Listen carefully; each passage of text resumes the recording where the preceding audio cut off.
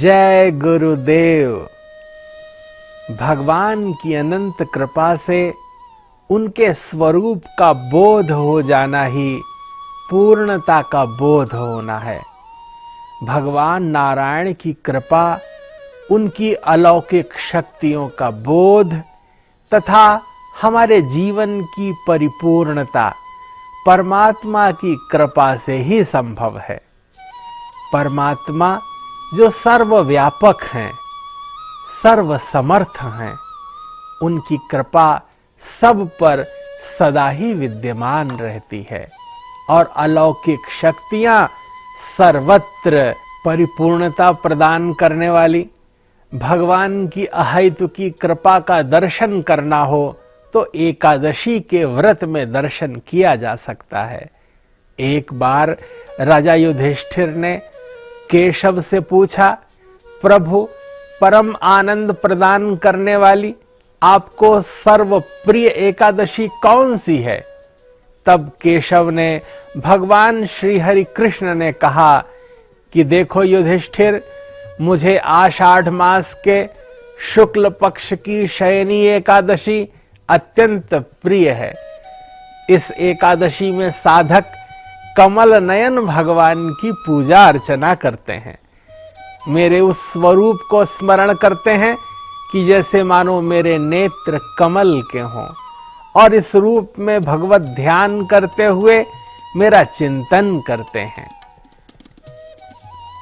शयनी एकादशी के दिन भगवान का एक स्वरूप राजा बलि के यहाँ चला जाता है तथा उनका दूसरा स्वरूप शेषशायी विष्णु के रूप में क्षीर सागर में विश्राम करता है। ये पावन, पुनीत और अप्रतिम एकादशी है।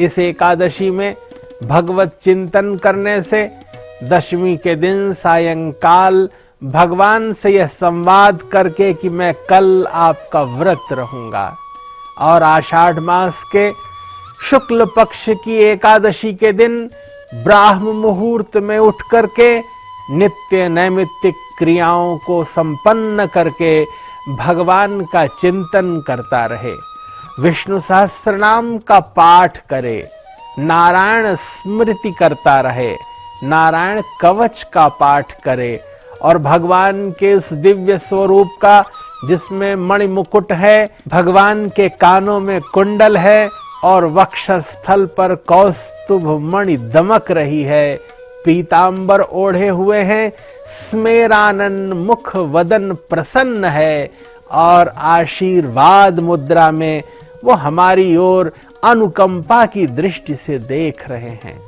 भगवान का ऐसे स्वरूप का चिंतन करने मात्र से जातक का अंतःकरण पवित्र हो जाएगा, उससे अनुकूल कार्य होने लगेंगे, प्रकृति सर्वदा सर्वथा लोक कल्याण कारक बन जाएगी। इस तरह आषाढ़ मास के शुक्ल पक्ष की शयनी एकादशी को भगवान नारायण का ध्यान करते रहना चाहिए।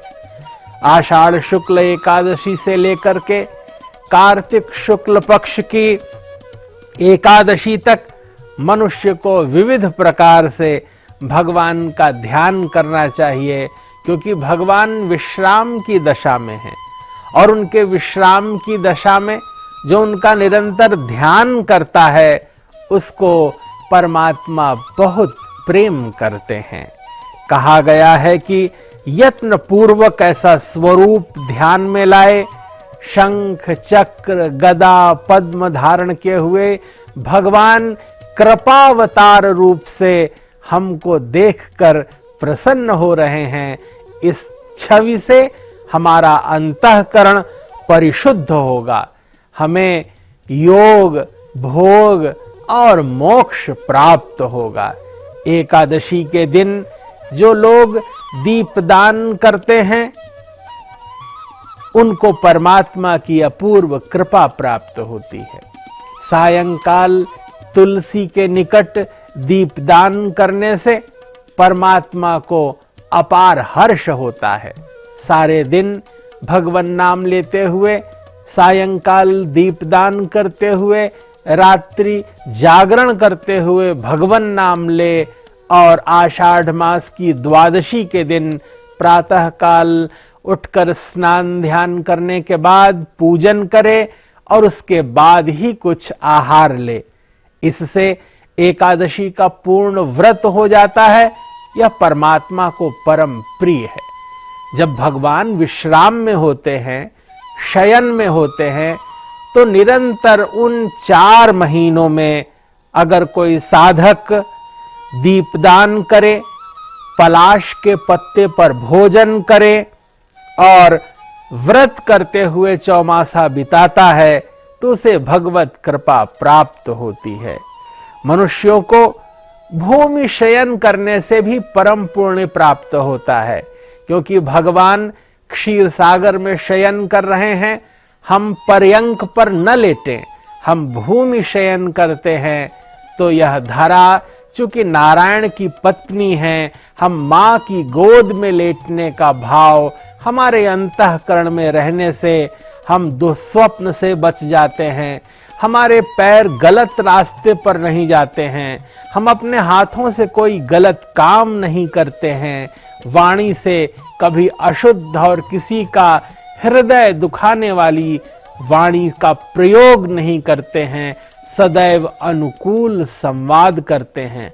हमारा मन, मस्तिष्क और विचार सदा ही विधेयक बना रहता है, अनुकूल रहता है। जो मनुष्य सावन में साग नहीं खाता, भादों में दही नहीं खाता, क्वार में दूध नहीं पीता और कार्तिक में दाल का त्याग कर देता है, उसको जैसे नारायण प्रीति करते हैं, सबको अपनी कृपा की वर्षा करने वाले नारायण अपना स्वभाव प्रदान कर देते हैं। श्रावणे वर्जये छाकम दधि भाद्रपदे तथा दुग्धमाश्वयुजित त्याज्यम कार्तिके द्विदलम त्यजेत। इस प्रकार ब्रह्मचर्य का पालन करते हुए, अपने जीवन को भगवदार्पित करते हुए, शास्त्र चिंतन करते हुए, तप का साधन करते हुए हम विद्या बुद्धि के माध्यम से अपनी बुद्धि को चैतन्य करते हैं। शरीर साधन करते हुए अपने आप को परिपुष्ट करते हैं। यह शरीर भगवान का मंदिर है और इसमें रहने वाली जो आत्मा है वह भगवान का ही विग्रह है। इस आत्म तत्व को चैतन्यता प्रदान करने वाले अपने इस शरीर से क्रियात्मक रूप से अगर हम भगवत चिंतन करते हैं, भगवत क्रिया में ही मन लगाए रहते हैं और भगवत स्मरण करते रहते हैं तो शुद्ध बुद्ध हो जाते हैं। प्रत्येक परिस्थिति में हम पाप मुक्त हो जाते हैं। सनातन काल से आ रही इस परंपरा में जहां सतयुग, त्रेता, द्वापर और कलयुग है, हम विभिन्न कालों में विभिन्न परिस्थितियों में भगवत स्वरूप का दर्शन और चिंतन करते आ रहे हैं।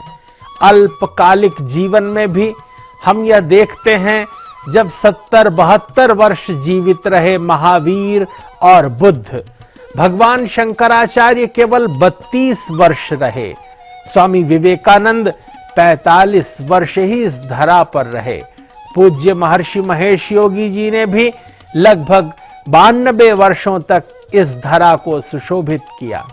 हम सब अपने कृत कर्मों से ही पुण्य को प्राप्त करते हैं और ऐसा विधान, ऐसा कर्म करें जिससे भगवत प्रीति हो, यशः गान हो, चतुर्दिक भगवत सत्ता का चिंतन हो और हम सत्व का विस्तार करें।